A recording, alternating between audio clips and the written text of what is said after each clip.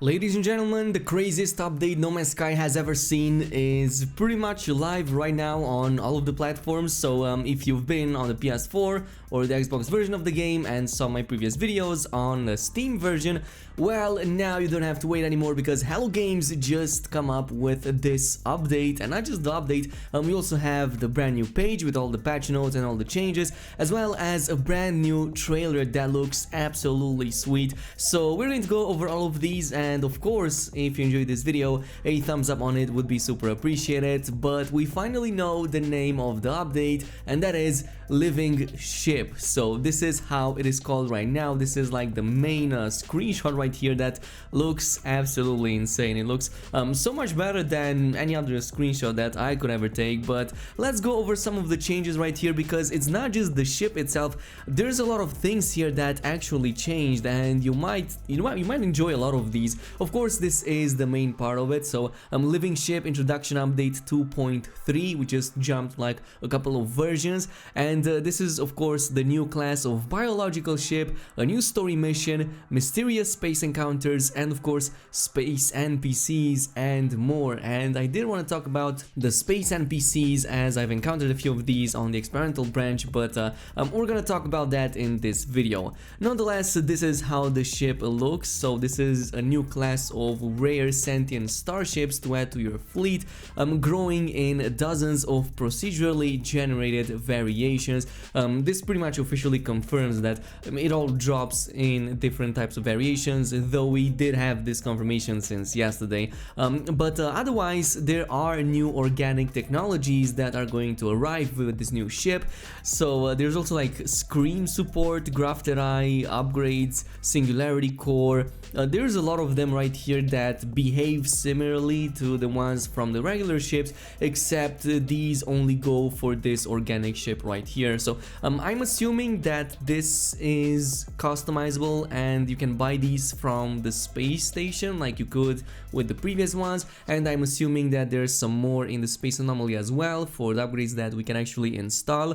Also, the new story mission called Starbirth, I already covered this in the video that I posted a few moments ago. I'm kind of going over a full detail and breakdown over the entire quest line. It's pretty cool. It's a bit lengthy. You can kind of, let's just say, abuse it a little bit and jump or skip the timers, but otherwise it's something that I definitely suggest you guys go in and follow, because it's so fun and so rewarding. I really want to see more of these quests in No Man's Sky in the future for a whole bunch of things. But this Starbirth questline will take players through the ancient Corvex experiments that led to the birth of these sentient starships. And of course, we also have the alien egg over here, which is the centerpiece and the catalyst, or well, the core of what started basically what we have right now. Players who wish to incubate, grow, and ultimately fly their own living ship should visit the space anomaly and follow the call of the void egg.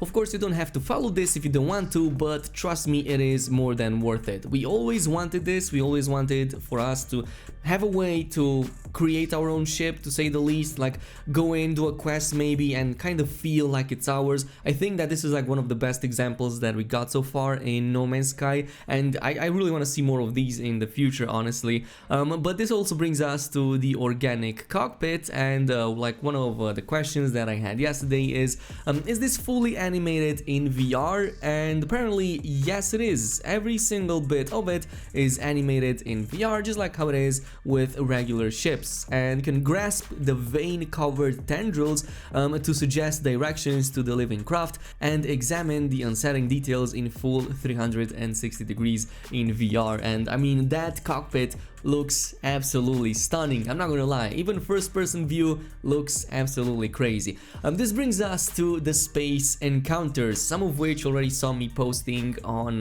YouTube, and I posted a few screenshots with that huge, like oversized, kind of like a jellyfish god. So there's actually a lot more than that. That was just a small little glimpse of what actually is in this update.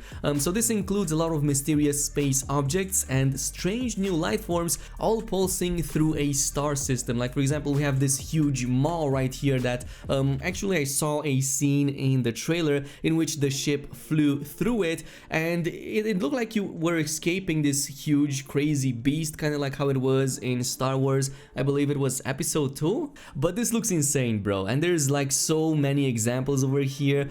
There's so many cool additions in space, making space exploration actually cool. So this is part of the exploration update too, I guess. This is something that we get right here. Like there's tech out there, like there's these huge robots or constructs that you can find. There's also like organic kind of creatures, so I really love that. They look really amazing. So they also yield rewards oftentimes according to the notes over here, so I'm really curious to see what those are exactly. But you can find these with this icon right here, this very strange star kind of icon that was also present for me when I've encountered the jellyfish. Nonetheless, there's space NPCs now, and by the way, I did encounter an alien NPC. He just came right up to me and started trading with me. He just came in, asked me, hey, do you want to do some trading? Of course I said yes, because I was intrigued, and he brought up his trading screen over there, and we started trading in space. I didn't have to land on any space station, on any outpost. I could just do it in fly mode. That is awesome. So it seems these alien life forms often stock specialty items for sale, but some may need assistance or approach with more questionable intentions. So it's really interesting to see how this is going, because we saw some data mine stuff about saving these trading NPCs from pirates and whatnot, so I'm curious if this exists within the game right there. Oh, and by the way, here's one of the screenshots I was talking about that you can encounter in deep space with these constructs, this tech out there that I'm not really sure what it does. I really wish we could land on these. Maybe we can, maybe we can't. I'm not really sure yet, but these all look insane. We also have some more quality of life stuff over here, so it seems they have made split stacking way easier than ever before. Finally, you can split in half a stack. So you get like 100, you split it in 50, then you split it again in 25. So this, my god, this is like the biggest quality of life change for somebody who's a farmer. This for me is a big plus right here.